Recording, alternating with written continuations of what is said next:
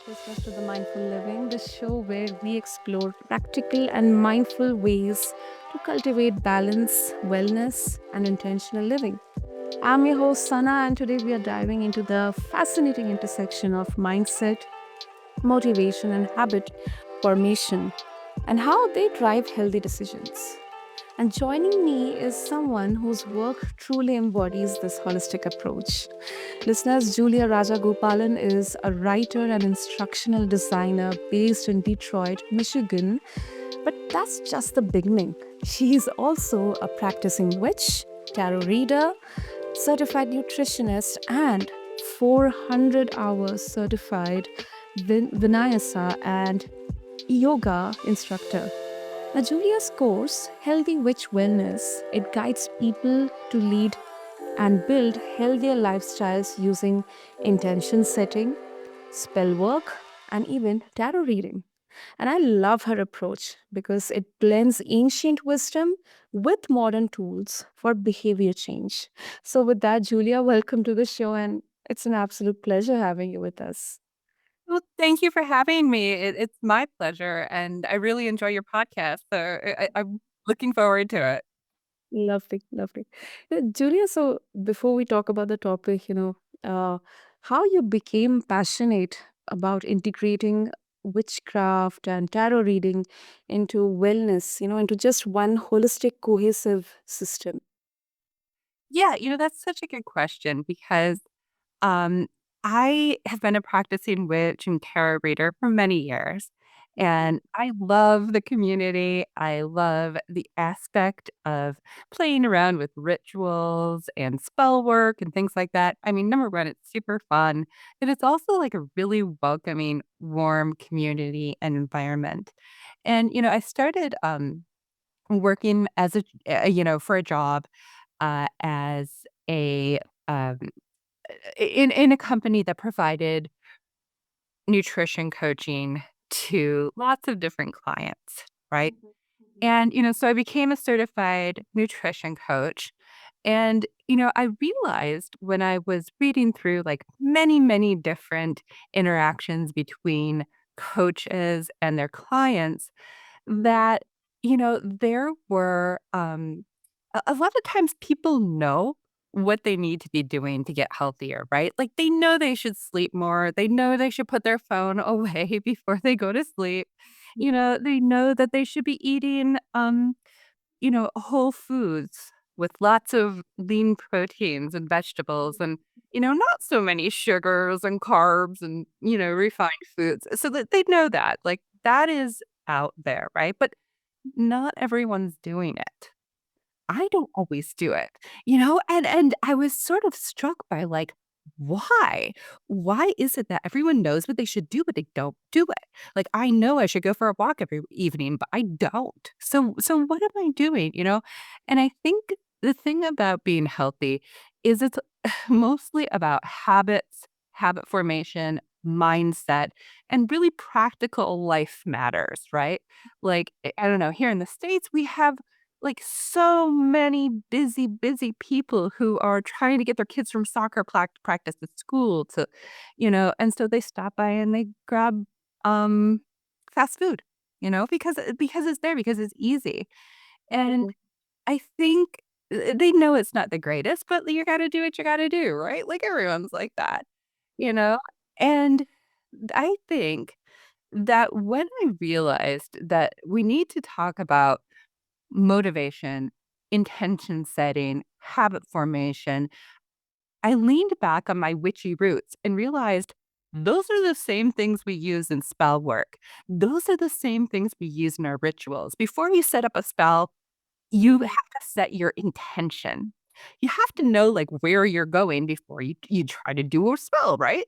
So, like, it's the same thing, and a lot of spell work and rituals and things like that are about mindset, are about identifying what you want and putting it out in the universe, and I think that they have so much in common with healthy habits. So, I believe in manifestation, right? Like, I believe that if you put something out in the universe, you're going to get it. But I also believe you have to write down one step that you're going to do to help you achieve it, right? So I think it's the practical and the spiritual that are sort of melded together that help us with these healthy habits. Because again, like we need to get focused on our mindset, our habits, and things like that before we can make healthy choices. Wow, what an explanation, Julia. What an explanation. And yeah, I totally agree with you. And I think most of us do know what to do, but I think the biggest mystery is how to do it. Nobody does this, in the perfect way. So Well, because it's different for everyone, you exactly. know? It's so different for everyone. And there are so many different aspects of making healthy choices. I read somewhere once that we make some like hundreds of health choices in the course of a day, right? Like we're making a choice right now to sit at our desks and not walk around. Just before this, I made a choice to drink another cup of coffee. It was my fourth of the day. Probably not the best healthy choice, right? So, we make so many choices. And what I like about witchcraft is I think it helps us craft our environment. So, in habit formation, there's something we call environmental cues. Okay. That's like a trigger. For those of you who aren't familiar, that's like a trigger that will tell us to do something, right? So, I have I mean, it's a spell jar. So it's a little glass jar, I'll describe it, and it has some herbs in it. It has some stones, and it has some, like a note in it, right? And it's sealed off with wax, and I keep that in my car, okay? And this purpose of this spell jar is to help me make healthy choices when I'm going through the drive-through or, better yet, avoiding the drive-through, because I love some Taco Bell, I'm not gonna lie. Uh, Oh, but, having this little spell jar in my car reminds me that, like, I need to, like, make some healthy choices when I'm in my car. It's an environmental cue, or it's a little bit of magic. mm. I love your honesty and vulnerability that yes, it is sometimes very tough to, abide by those habits because there's so many distractions around us. And but I think it's more about being self-aware, while building all these habits. Mhm. Oh, uh-huh. Yeah, yeah, Julia. Go on. No, I agree. I think the self-awareness is really key, and that's, for me, where the tarot comes in, okay? Mhm. So a lot of people know tarot as like a tool to predict the future, right? Yes, It's like yes. super spooky and like, spiritual. And there is that aspect to it. I have seen some really crazy things using tarot, that I couldn't even explain to you. But I think tarot is even more powerful when we use it to understand what's going on in our own minds and what's going on in our own subconscious. So we are bombarded with so much information in our environment, right? Like there are thousands of pieces of information just flying at us at any time. And it gets buried in our subconscious. And I think tarot, in my opinion, helps me bring some of those clues, bring some of that up to our conscious level. So sometimes, we'll have people, or I've done this myself, where I said, like, okay, like, what does this person think about me? Right. So I put down some tarot cards. I'm like, where is this going? Where is this relationship going? And I read the cards, and the cards tell me something, but also my subconscious is telling me what I'm reading in the cards, right? Like, and it's a clue, maybe like, oh yeah, that person didn't call me back, or that person waited 3 days to text. So there are all these clues that are telling me, what's going on, but the tarot kind of brings it up to the surface. And that's really important in making healthy decisions because you're so right. You're exactly right. We got to know ourselves. We got to see our pitfalls before we can make changes. No, I agree. I agree with you. Now, also, Julia, motivation tends to fade over time. That's one of the contributing factors, in sometimes losing out that consistency to have those healthy habits. So, what advice do you have for people who feel motivated initially, but they lose that spark after a few weeks? Yeah, that's such a good question. And it is a big issue, right? Like we all get super excited when we make some changes. Like, I'm ready to go. Let's do this. And then you lose steam along the way. It's tough. It's not very fun always. It's kind of, it's unexciting. And I have a couple of different tricks. One thing is I like using witchcraft because number one, it's fun. Because all of this stuff should not be such a chore. Like getting healthy does not have to be a drag, like, or it shouldn't be. And so, if you have like witchy spells that you can do, fun things that you can try, new recipes, it can help keep that excitement, that energy up. The other thing that I think is really important is planning for failure. And I know that sounds crazy, right? But I'll tell you what, like I am in recovery. I've been sober for 3 years. And yeah, yeah. And so, for me, a big part of staying sober was understanding my triggers and understanding what I was going to do when I was faced with those things, right? So, like, what are you going to do when you sleep through your alarm and you can't work out in the morning? Like, what's plan B, right? So for me, I'm like, okay, I'm a snoozer. I'll admit it. I don't get up very early. Um, you know. So I say like, okay, I have the intention I'm gonna get up. I don't. So plan B is, well, I'm gonna go after work and I'm gonna work out, right? So that's my plan B. And maybe I don't do it after work. So I say, okay, well, plan C is I'm going to, do a core workout in front of the TV or do some yoga, before bed, right? So like that's plan D, right? So like if you understand like where you might like run out of steam and where your healthy choices are sort of falling by the wayside. So in recovery, we have this thing where we say, well, like, what are some signs that my healthy choices are falling by the wayside, right? For lack of a better word. Um, so I know like if I don't go to meetings, I'm at risk of relapse. If I start hanging out too much with my friends at the pub, like I know that's not healthy for me. So if I start to see those things, like I need a plan, right? Like, okay, like how am I going to get to more meetings? Or like how am I going to find some alternative options, some healthy options for my friends? Because, I want to hang out with them but I don't wanna do it at the bar, you know? So, like, let's book a yoga class together. Let's invite some friends for yoga, right? Like, so if you have those contingency plans, I think you're more likely to keep going because let's be real, we're not gonna be able to keep that energy up for the whole time. The other thing that's really important is community.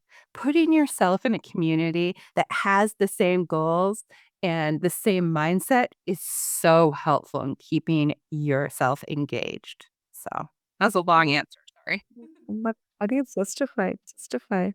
And I absolutely go by the community-led support. It's so, so important, especially in today's day and age of tech, social media, AI, and whatnot.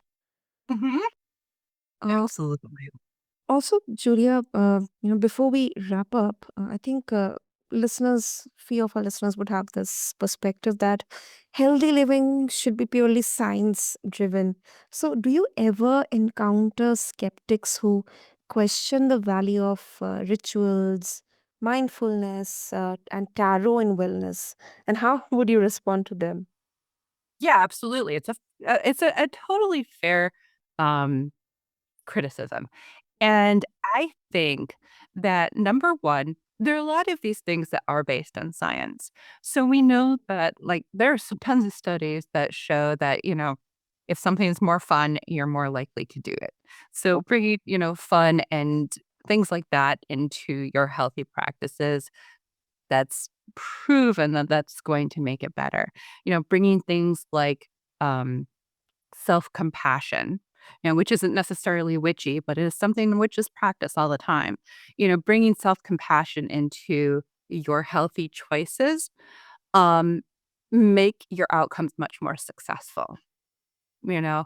And I think, honestly, a lot of the language I use around witchcraft and community and things like that, it's words for other things, like, it's a different kind of language for things that we're already practicing, and it's a different approach to similar issues. Like I said, with the environmental cues. Well, there have been studies that show that environmental cues help us make healthy choices. If I'm using, my running shoes or my spell jar, it's still an environmental cue, you know? So I really think that, it's similar to this world, right? And we have aspects that are shared across the spectrum. But I also wanna make sure that, the wellness sphere is welcoming to everyone in every community, because I know I've gone to some gyms where I didn't feel very welcome, you know? I'm, like, not in the best shape, like, I don't have the perfect body, so, I didn't always feel welcome in places. I don't lift a bunch of weights, that's not my vibe. So, there are lots of opportunities for people who are focused on those things out in the world. And so I want to make, a sort of different community for people who, like me, are, a little bit magical, a little bit witchy, and make sure that we're all making healthy choices within our, chosen families and chosen communities. So, Absolutely. Absolutely. And I think uh, it's intention and action blended in the right way. So whether it's with magic or it's a little bit witchy, or I think it's done, if done for the right intention, I think definitely it's going to be a lot more fun and for the betterment of the entire humanity. So, Julia, thank you so much for sharing your wisdom, your vulnerability, your journey with all of us. If our listeners would wish to connect with you and explore more about your work, about your course, Healthy Witch Wellness, how they can do that. yeah, absolutely. You can go to our website, healthywitchwellness.com, and we have lots of spell jar recipes and all sorts of spells on there. There's also a, Udemy course, that, you can go and subscribe to. It's really cool. And if you wanna email me, you can just email me at healthywitchwellness@gmail.com, and I'm happy to give you, a discount code for the Udemy course. Yeah, absolutely. And then you can also follow us on Instagram, and that's just at Healthy Witch Wellness. Lovely. We'll have all the details in the show notes. And Julia, thank you once again for your unique approach to wellness. I think it's both practical and also inspiring at the same time. So thank you. Thank you for having me. It was such a pleasure talking to you. Yeah. And for our listeners, if you are interested in learning more about Julia's work, her Udemy course, or you wish to explore more about work on our website, just refer to the show notes along with this episode. And if this conversation connected with you, don't forget to subscribe and leave us a review. And until then, stay mindful, stay motivated, and we'll catch you next time on The Mindful Living. Thank you.